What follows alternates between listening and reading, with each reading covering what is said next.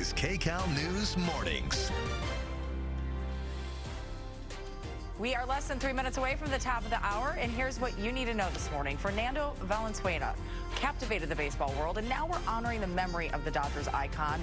And Fernando's legacy is sure to fire the team up for the World Series. Game 1 is only a few days away now. We can't contain our excitement. We'll talk all about it this morning. And should local governments be able to expand rent control if they want to? What you need to know about Proposition 33 before you vote. But first, Kalina Strinos joins us with a look at our morning commute. Good morning. Hi, good morning. So it has been quite a headache on the roadways this morning. We've had this water main break that's been impacting both sides of the roadway at one point with both sides shut down. Right now, it's just the southbound side. And our photographer, Mike McGregor, has been on the ground. He's been sending me notes about what's going on. Caltrans crews are desperately trying to pump the water out, and they're hoping to be able to at least get one lane open soon. Right now, that is not the case. You can still see no cars going through this stretch of the 101 southbound. This particular shot is right at 4th Street, but the closure is from the 10 to 4th, where again, all lanes are shut down on that southbound 101. Take your alternate routes this morning. Southbound 5, southbound 110, the 710 Alameda or Soto will all help you avoid, again, that full freeway closure. And we're still trying to figure out how much longer it'll take. I'll keep an eye on that for you this morning. Also, this other big problem is on the 60 west of Hacienda. Stalled big rig here, right lane blocked off. Drivers have been going for the 10 and 210 freeways as alternate routes, so those are also jam-packed. In Orange County, I still have a SIG alert on the 5 north of the northbound 405. That right lane is blocked off. I also have a crash on the 405 in Orange County and some congestion in the Inland Empire. I'll take you there next, but let's get out to Paul Diano now for a look at the forecast. Happy Wednesday. Hey, Kalina, lots of problems on the roads. No problems weather-wise. Beautiful pre-sunrise here in Malibu. 55 degrees, mostly clear skies. Crisp morning, but it's going to be a warm afternoon. As a matter of fact, it'll be the warmest day of the week. A cool and crisp start. We stay dry, aside from the 101 with all that water. And we have some changes coming this weekend. Next week is going to be so much cooler and a bit cloudier. So if you like it warm, today's your day. 94 for our valleys, 88 for the high desert, 87 today in Los Angeles. More on those changes, up to 30 degrees cooler. That's coming up in a few minutes. Back to you. For a man who tried to kidnap an 11-year-old girl in broad daylight. Assignment manager Mark Liu is at the desk with pictures police want you to see. Mark. Yeah, Rudy, this is truly a frightening story. This information comes to us here at the desk from a news release directly from LAPD headquarters. They say the detectives are looking for a man that allegedly tried to grab a 11-year-old girl, molest her, and carry her right off the street. Now, let me show you the pictures the detectives want you to see. These are pictures of both the suspect and the suspect's vehicle. You can see them both here. LAPD says they're looking for the man in this first picture, described as being about 20 to 30 years old, 5'10", about 240 pounds. The vehicle he was seen driving is this gray Nissan Kicks with a spare wheel mounted on the rear passenger side. Now, detectives say on Monday afternoon at about 3:15, an 11-year-old girl was walking near M Street and Gulf Avenue in Wilmington when this man allegedly came up from behind her, grabbed her, molested her on the sidewalk, and then tried to carry her away out of the area. Now, people nearby saw what was happening and intervened.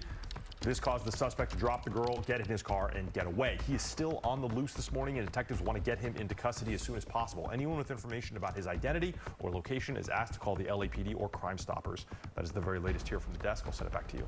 Okay, Mark, thank you. The Dodgers and all of Southern California mourning a legend this morning. Fernando Valenzuela has died. Kcal News anchor Chris Holmstrom is here with the legacy he leaves behind, and it is a big one. Some people even compare him in the Latino community to what Shohei's doing in the Japanese community. I mean, absolutely. Taking it back to the 80s, I mean, this guy definitely a heartbreaking loss for so many people. Just so sad this morning. Now, it was the Dodgers that announced the news, saying that Fernando Valenzuela died last night at a local hospital. They didn't provide the cause. He was only 63 years old. But Valenzuela, he signed with the Dodgers back in 1979. He made his MLB debut in 1980. He was 19 years old. Since then, he's become one of the most influential players. 3-0 to Lee Mazzilli.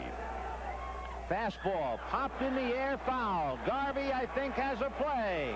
And Fernando has his 5th shutout. Unbelievable.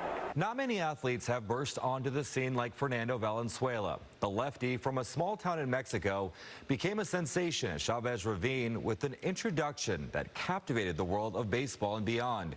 Valenzuela got the start on opening day in 1981 after Jerry Royce was injured the day before.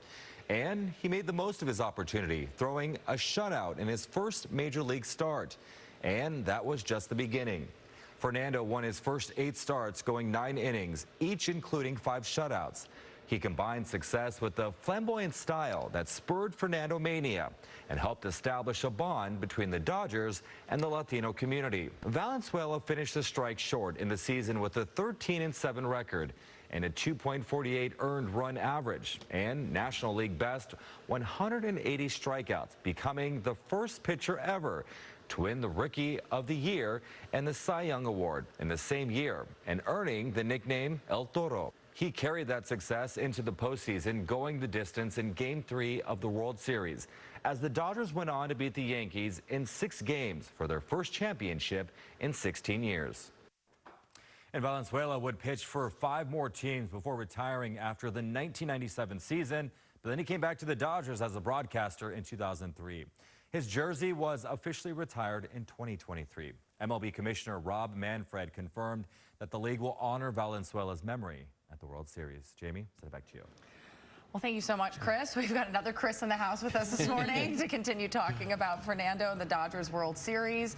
Kcal Sports anchor, of course, Chris Hayrie, joining us right now. Let's just talk about Fernando. He was an icon. I mean, you and I were talking in the makeup room. He was just so major for the sport. I think Stan Kasten said it best, where he's part of the Mount Rushmore of Dodgers in terms of the impact that he's had on this team and this franchise. You talk about Vince Scully.